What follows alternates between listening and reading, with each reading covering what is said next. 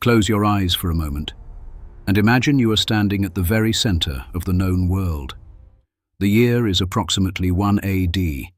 You are on the Via Sacra, the sacred way, in the heart of Rome, the city that rules everything from the cold forests of Germania to the scorched sands of Egypt, from the rocky shores of Britain to the sun-hammered plains of Mesopotamia. And what surrounds you is not the pale, weathered ruin you have seen in photographs. What surrounds you is something so overwhelming in its color and scale and noise that your brain, your modern, overstimulated, seen everything brain, simply cannot process it all at once. The temples are not grey. They are blinding white Carrara marble, freshly cut and polished to a sheen, their pediments painted in deep crimson and cobalt and gold, their rooftops bristling with gilded bronze statues catching the Mediterranean sun and scattering it like fire across the forum below. The columns of the Temple of Saturn rise 40 feet into the air, their ionic capitals wrapped in beaten gold leaf. The rostra, the great speaker's platform where men like Julius Caesar and Mark Antony addressed the Roman people, is studded with the bronze rams of conquered warships. The air smells of incense from a dozen temple precincts, roasting meat from the sacrificial altars, fresh bread from the bakeries tucked into the colonnades, horse sweat and leather and the particular human density of a city of 1 million people compressed into a relatively small valley between 7 hills. There is noise everywhere.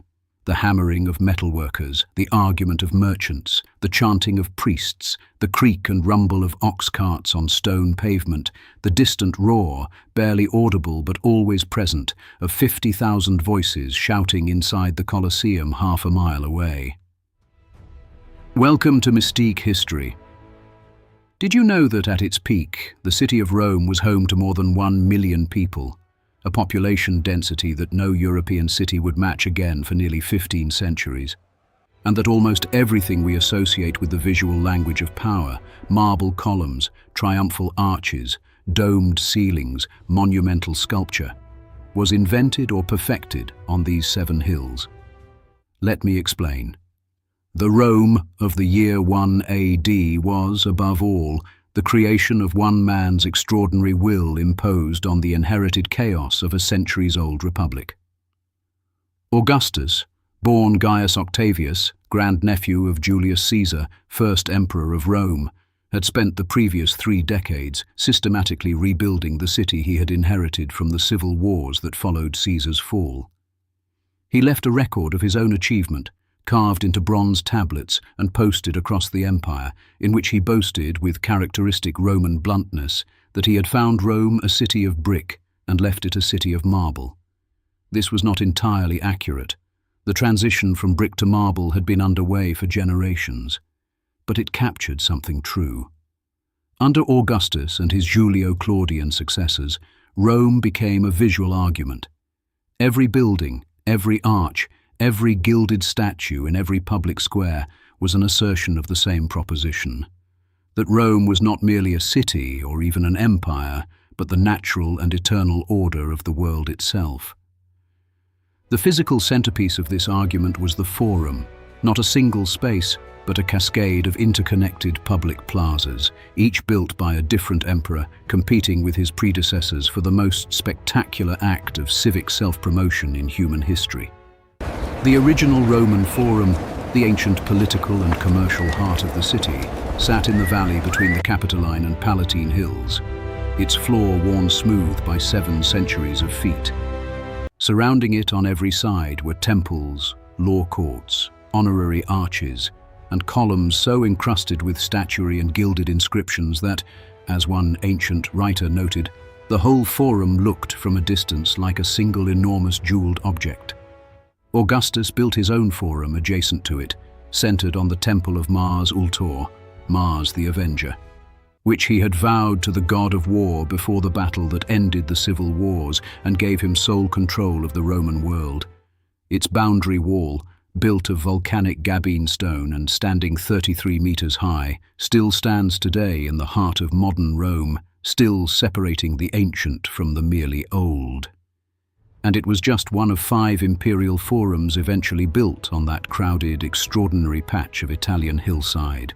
Above the Forum, on the summit of the Palatine Hill, rose the Imperial Palace Complex, an accumulation of structures built by successive emperors over 200 years until the entire hill was effectively one vast royal compound, its terraced gardens hanging over the valley below, its staterooms floored in coloured marble imported from Tunisia and Egypt and Turkey, its walls painted with trompe-l'oeil garden scenes and mythological tableaux of a quality that would not be surpassed in European painting until the Renaissance. The emperors who lived on that hill, Augustus, Tiberius, Caligula, Claudius, Nero, Vespasian, Domitian, looked down every morning on a city that was the product of their dynasty's ambition and the labor of tens of thousands of slaves, soldiers, and craftsmen drawn from every corner of the empire.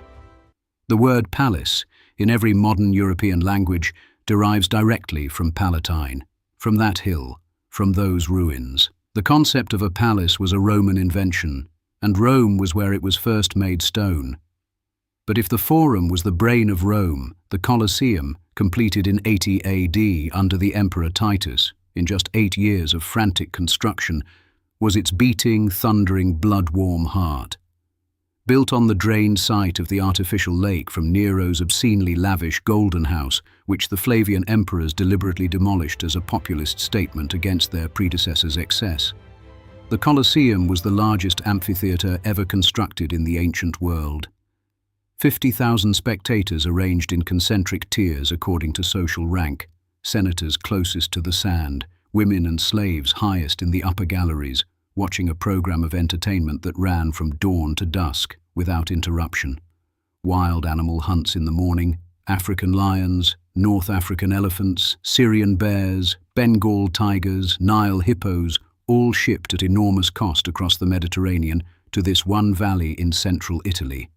Public executions at midday, staged as a mythological tableau in which condemned criminals played the roles of famous figures from Greek legend, their fates scripted in advance by the program. Gladiatorial combat in the afternoon, not the random slaughter of popular imagination, but a sophisticated sporting spectacle with trained professional athletes, distinct fighting styles, detailed rulebooks, and crowd favorites who endorsed wine brands and had their portraits on pottery. The Colosseum at full capacity, its retractable linen awning, the velarium, spread across the upper tiers to shade the crowd, its sand freshly raked between bouts, the sound of 50,000 voices reverberating off its travertine walls and into the Roman sky, was an experience of collective human energy without parallel in the ancient world. Perhaps without parallel in any world, until the great stadiums of the 20th century rebuilt it in steel and concrete, and called the result something different. And then there was the Pantheon. Rebuilt under the Emperor Hadrian between 118 and 125 AD, its concrete dome spanning a perfect sphere of 43.3 meters in diameter, a mathematical ratio so precisely calculated that if you stood the dome upright inside its own drum, its crown would exactly touch the oculus at the top. The Pantheon was and remains the most perfectly preserved ancient building on Earth. It survived because in 609 AD, the Byzantine Emperor Phocas gave it to Pope Boniface IV, who converted it into a Christian church.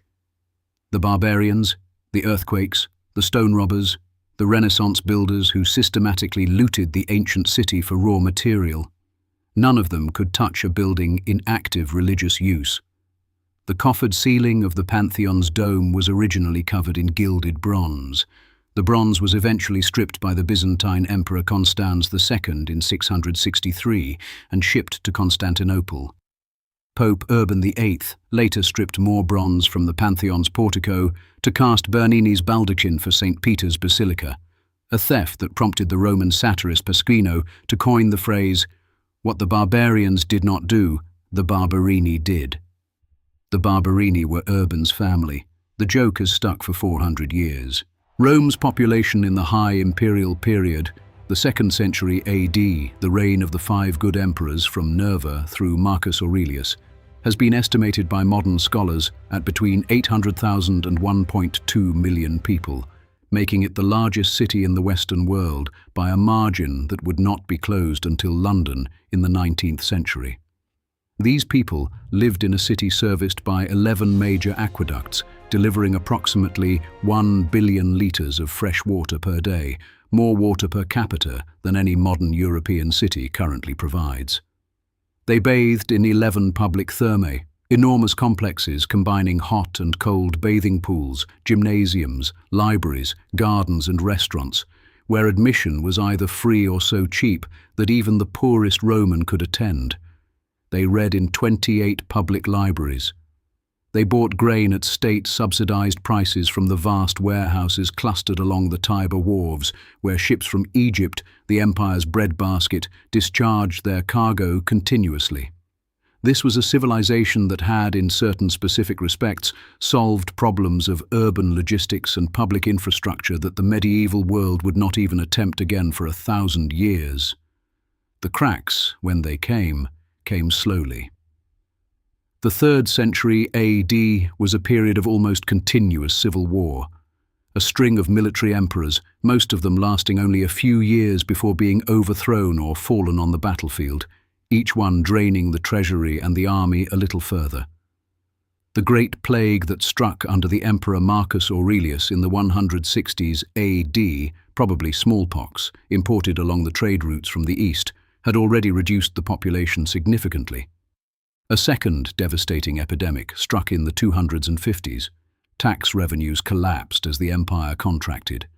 The currency was debased. The supply chains that had kept 1 million Roman mouths fed began to fray. In 285 AD, the Emperor Diocletian divided the empire administratively into East and West, a pragmatic decision that proved irreversible in its long-term consequences. In 330 AD, Constantine the Great moved the imperial capital from Rome to his new city of Constantinople on the Bosphorus, and with that single act, the transfer of the court, the bureaucracy, the army payroll, the imperial prestige, all of it relocated to the eastern end of the Mediterranean, Rome began its long, heartbreaking 15th century slide from the center of everything to the margin of almost nothing. The end, when it came, was almost anticlimactic. On September 4th, 476 AD, a Germanic chieftain named Odoacer deposed the last Western Roman emperor, a teenage boy named Romulus Augustulus, whose name was an almost unbearable irony, combining the legendary founder of the city with the title of its first emperor, and simply declined to appoint a successor. He sent the imperial insignia to Constantinople and called himself King of Italy instead. There was no grand catastrophe, no dramatic last stand, no single moment of thunderous collapse. The Western Empire did not so much fall as it dissolved, like salt in water, until there was nothing left to see.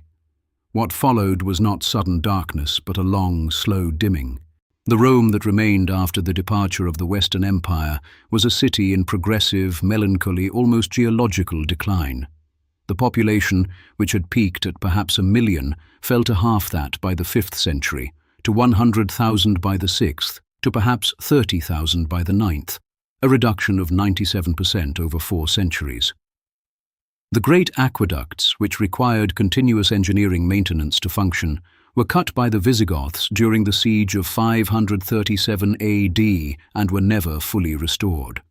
Without running water, the hills of Rome, which had required the aqueduct's pressure to supply water to their elevated neighborhoods, became uninhabitable. The population contracted toward the riverbank, clustering along the Tiber in a dense, foul-smelling tangle of medieval alleys and improvised structures built against and between and directly on top of ancient monuments that nobody had the resources or the technical knowledge to maintain. The Pantheon became a church. The Colosseum became a quarry, then a fortress, then a quarry again.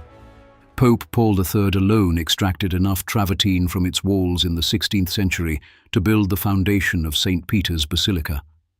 The Roman Forum, the political and ceremonial heart of the greatest empire the Western world had ever seen, became Campo Vaccino, the cow field.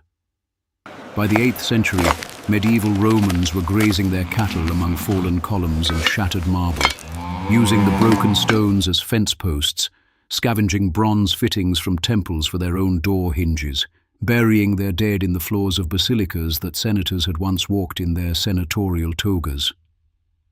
Wild figs and brambles grew through the cracks in the Via Sacra. Owls nested in the coffered ceiling of the Basilica of Maxentius. The Forum of Trajan, whose columned market halls had once sold spices and silks from every corner of the known world, silted over with accumulated debris until its floor level was 5 meters higher than it had been when Trajan built it.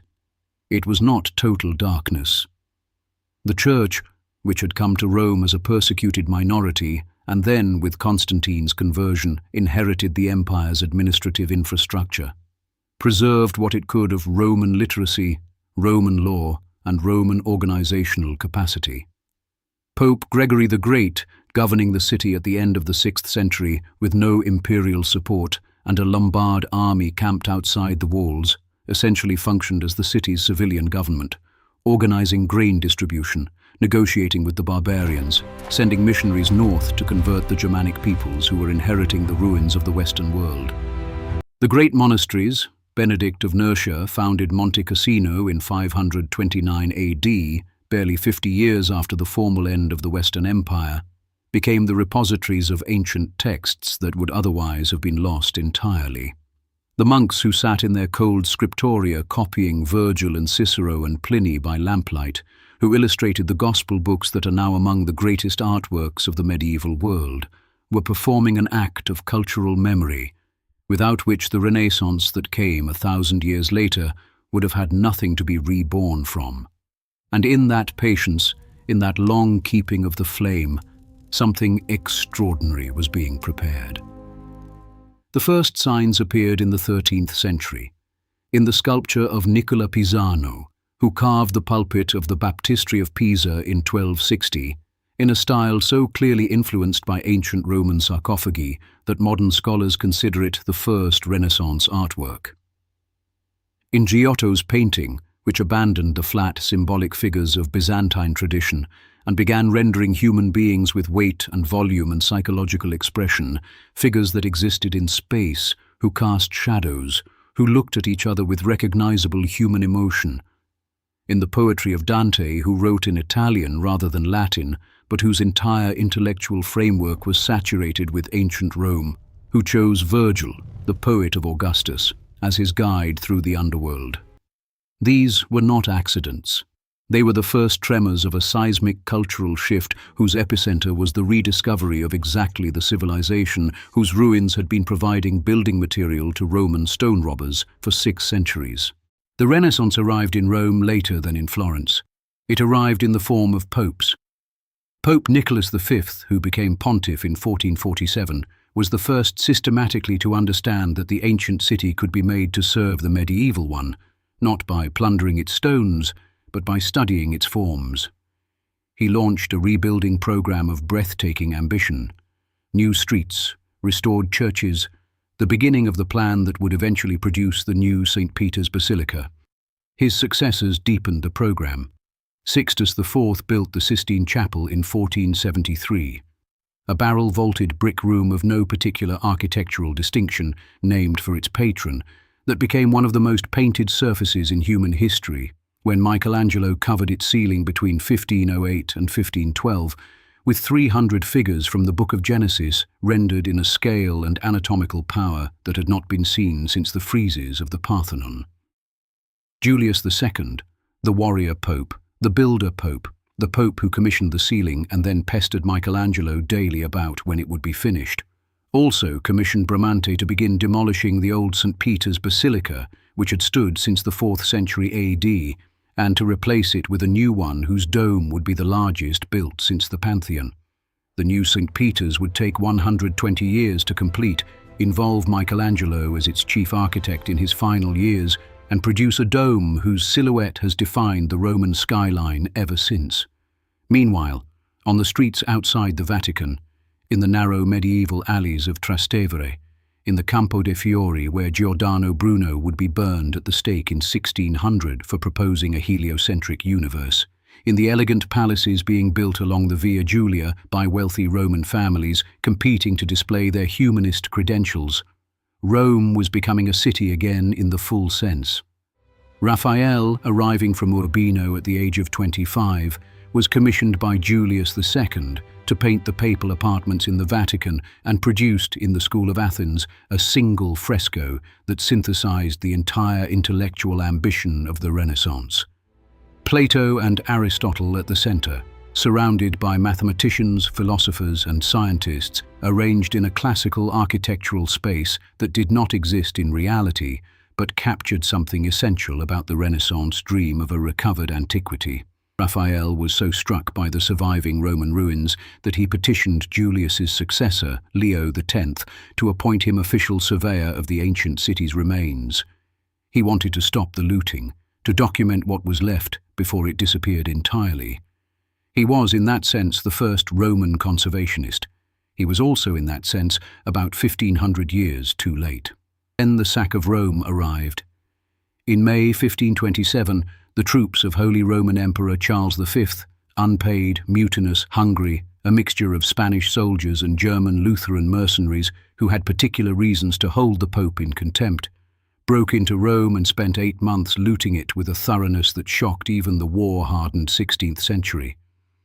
Artists fled, scholars fled, the papal court fled, the artworks and libraries and workshops that had made Rome the cultural center of Europe were scattered across Italy. The trauma of the sack, coming at the precise moment when the Renaissance was at its full flourishing, produced in the culture that survived it a new mood, more anxious, more theatrical, more deliberately artificial, that art historians call mannerism. It was the Renaissance's way of processing catastrophe, of acknowledging that the ancient dream of recovered perfection had run once again into the brute reality of history. But Rome recovered. It always recovered. The Counter-Reformation papacy of the late 16th and 17th centuries poured money into the city with an urgency born of institutional anxiety. The Protestant Reformation had stripped the Catholic Church of half of Northern Europe, and Rome needed to be made so overwhelming, so magnificent, so undeniably glorious that no one who laid eyes on it could doubt that this was the one true center of Western Christianity. The result was the Baroque, a style of architecture and art that abandoned the measured calm of Renaissance classicism for something more dramatic, more emotionally manipulative, more frankly spectacular. Gian Lorenzo Bernini, who effectively ran the visual culture of Rome for 6 decades under 5 popes, designed the colonnade of St. Peter's Square, that great elliptical embrace of columns that Bernini himself described as the arms of the church reaching out to gather in the faithful, and filled it with 140 saints looking down from their balustrades with an intensity that makes the square feel, even today, like a theatrical performance rather than a public space. His fountain of the 4 rivers in the Piazza Navona, 4 colossal river gods representing the Nile, the Danube, the Ganges, and the Rio de la Plata, writhing beneath an Egyptian obelisk, turned a public square into a mythology. His angel with the crown of thorns on the Ponte Sant'Angelo is a figure of such physical tension, its marble robes caught in a wind that exists in no physical reality, that it seems less like stone than like a held breath.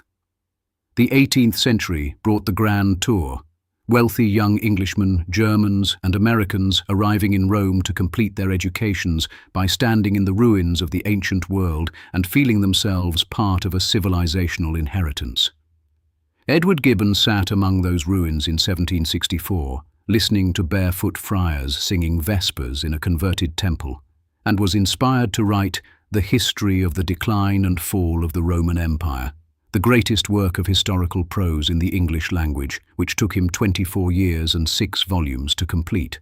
Johann Wolfgang von Goethe arrived in 1786 and spent 2 years in Rome that he described as the most formative of his life. Giovanni Battista Piranesi filled copper plates with enormous, dramatically shadowed engravings of Roman ruins that made them look simultaneously more colossal and more melancholy than they actually were, and distributed them across Europe in editions that shaped the entire visual imagination of the classical world for the next century. And then the 19th century, and a different kind of drama, the Risorgimento, the movement for Italian unification, finally brought the armies of the Kingdom of Piedmont-Sardinia to the walls of Rome in 1870. The papal forces, defending the last remnant of the papal states that had governed central Italy for 11 centuries, offered only token resistance. Rome became the capital of unified Italy. The Pope retreated into the Vatican and refused to recognize the new state. The ancient city, which had been accumulating sediment, literally and figuratively, for 14 centuries of interrupted occupation, began to be excavated in earnest. Archaeologists cleared the Forum, which had been buried under meters of medieval debris. Mussolini, in the 1930s, saw himself as the heir of Augustus, as every ambitious Roman politician from Cola di Rienzo in the 14th century to Napoleon had seen himself as the heir of Augustus, and demolished an entire Renaissance neighborhood to build the Via dei Fori Imperiali, a boulevard giving direct sightlines from his speaking platform at the Piazza Venezia to the Colosseum. He wanted triumphal processions. He got, instead, the Allied bombardment of 1943 and the humiliation of being hung upside down from a petrol station beam in Milan in 1945. The Rome that emerged from the Second World War was a city simultaneously ancient beyond measure and urgently, achingly present. The material damage to the historic centre was, remarkably, relatively light. The Allies had made serious efforts to avoid bombing the old city, and the Germans, who occupied Rome from 1943 to 1944, had not made a fight of it. What the war left was not rubble, but poverty. A city of 2 million people in a country whose economy had been destroyed, whose infrastructure was shattered, whose national confidence was somewhere between exhausted and non-existent. And yet Rome, in the late 1940s and early 1950s, was producing something extraordinary. The filmmakers came first. Roberto Rossellini, shooting Rome Open City in 1945 in the actual streets of the city, using actual film stock scrounged from wherever he could find it, creating a language of cinema so raw and immediate and morally serious that it effectively invented what we now call realism, the idea that a camera placed in the street, pointed at actual human beings in actual distress, could produce art of the highest order. Vittorio De Sica followed with Bicycle Thieves in 1948, Federico Fellini with Anno Vitelloni in 1953, all of them working in a city whose ruins and crowded neighborhoods and beautiful, battered human faces were themselves the subject matter. Rome was not a backdrop. Rome was the film. And in the streets, on those same cobblestones where Roman senators had walked in togas, where medieval pilgrims had waded through mud, where Renaissance cardinals had processed in gilded carriages, where Baroque fountains still threw their arcs of water into the Mediterranean air, in those streets, a small, buzzing, impossibly cheerful noise began to be heard. The Vespa, Italian for wasp, was launched by the Piaggio Company in 1946, and it became immediately and permanently the sound and the image of post-war Rome. A young woman in a full skirt and sunglasses, hair loose in the wind, on the back of a Vespa ridden by a young man in shirt sleeves, weaving through the Piazza Navona past Bernini's fountain, past the medieval facades, past a trattoria where a waiter in a white apron was setting out chairs on the cobblestones in the morning sun. This was not simply a transportation solution, it was a statement. It said, "We are still here. We have been here for 27 centuries. We were 1 million people when the rest of Europe was living in huts.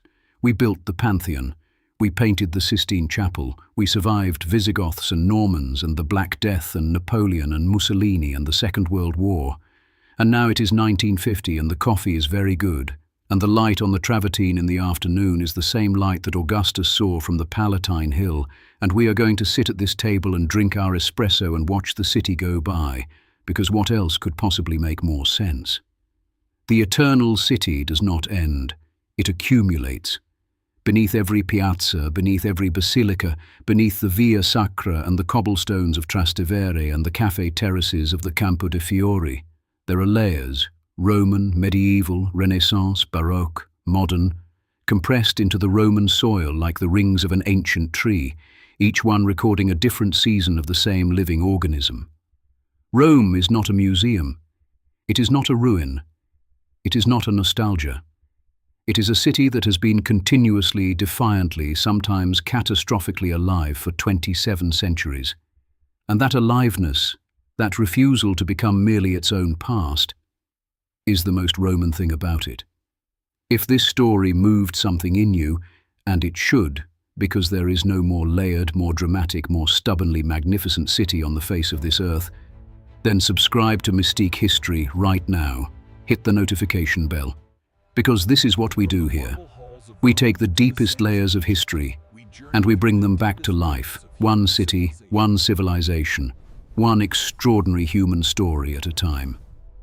I'm your host at Mystique History, and I want to know, what historical event should I recreate next? Let me know in the comments.